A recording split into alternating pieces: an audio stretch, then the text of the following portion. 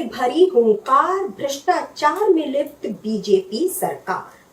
जिस तरह त्रेता युग में रावण ने अहंकार में डूबकर त्राहिमाम त्राहिमाम मचा दिया था, उसी तरह मोदी जी ने अहंकार में डूबकर संस्थाओं का दुरुपयोग करके देश के लोकतंत्र को खतरे में डाल दिया है।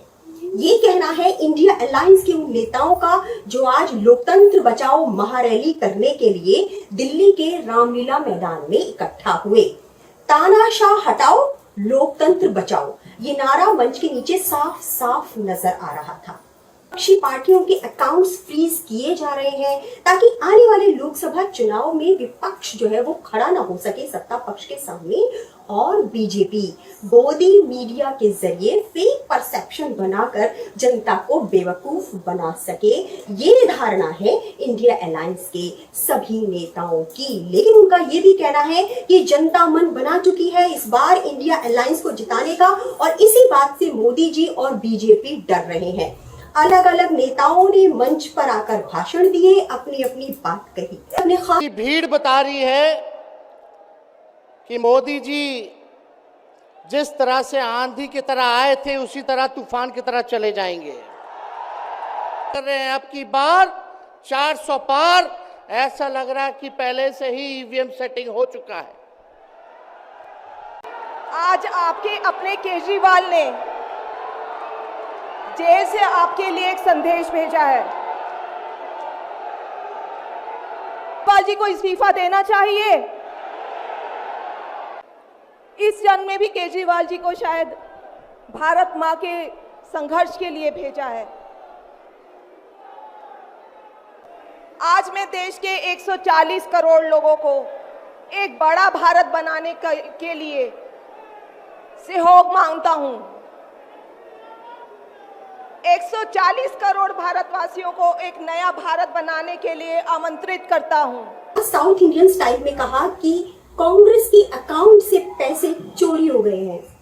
आज इस ऐतिहासिक रामलीला मैदान पर हो रही लोकतंत्र बचाओ रैली में पधारे आप सभी साथियों का मैं दिल से स्वागत करता हूं। और ये मंच है यूनिटी इन डाइवर्सिटी, हमारे एकता में, हमारे विविधता में एकता है। ये दर्शाने के लिए आज ये जो मीटिंग यहाँ पर बुलाई है, और इसके लिए मैं हमारे सभी साथियों का धन्यवाद करता हूँ। इतने पार्टी के नेतागण इस मंच पे बैठे हैं, और ये किस लिए बैठे हैं कि इस देश को बचाने के लिए, इस देश में एकता रखने के लिए, इस देश के डेमोक्रेसी को बचाने के लिए और इस देश के संविधान को बचाने के लिए ये लोग सारे इकट्ठे हो गए। मोदी तो डेमोक्रेसी नहीं चाहते, वो हमेशा तानाशाही के विचारधारा वाले हैं। कल मिले थे राष्ट्रपति भवन पे, वहां पर शाह थे, नड्डा थे और मोदी जी भी थे और दूसरे नेता लोग भी थे। तो मुझे नड्डा जी ने पूछा कि आपका चुनाव प्रचार कब से हो रहा है और आपका लिस्ट कब फाइनल हो रहा है। तो मैंने यही कहा, हमारा लिस्ट तो फाइनल हो रहा है, लेकिन हम जो चुनाव करना चाहते हैं वो निष्पक्ष चुनाव नहीं हो रहा, और मेरे खाते में, मेरे पार्टी के खाते में जो पैसे थे वो पहले ही चोरी हो गए हैं। और खास करके मुझ पे जो पेनल्टी लगाई है वो 3,567 करोड़ का, 3,567 करोड़ की पेनल्टी मुझ पे लगाई है।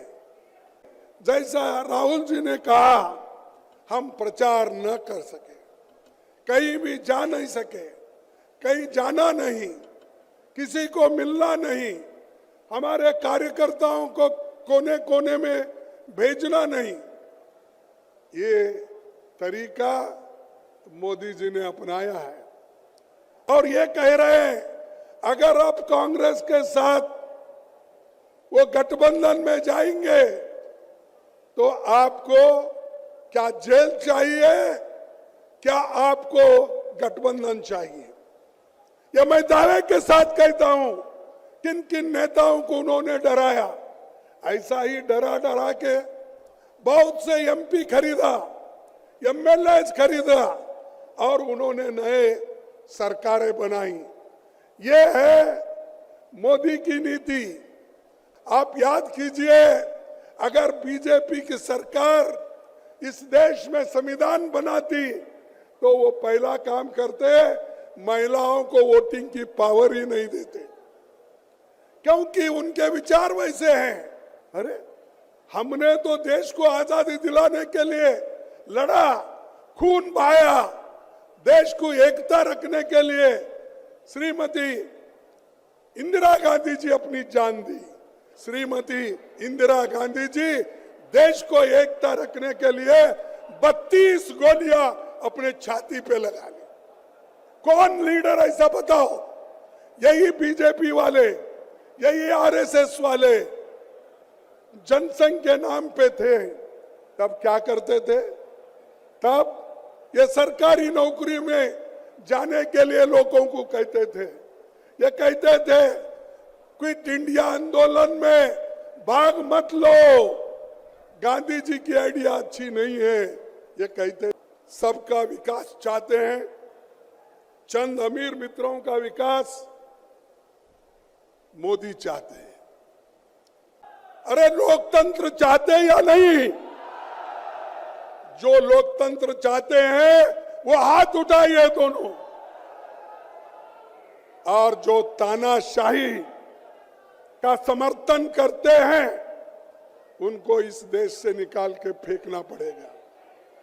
बीजेपी खास करके ये एक पॉइजन के जैसा है, आरएसएस ये पॉइजन के जैसा है।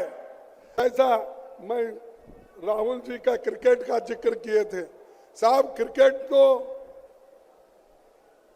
सब लोग ठीक ठाक मैदान बनाते हैं और पिच भी अच्छा करते हैं, तब लोग खेल पाते हैं।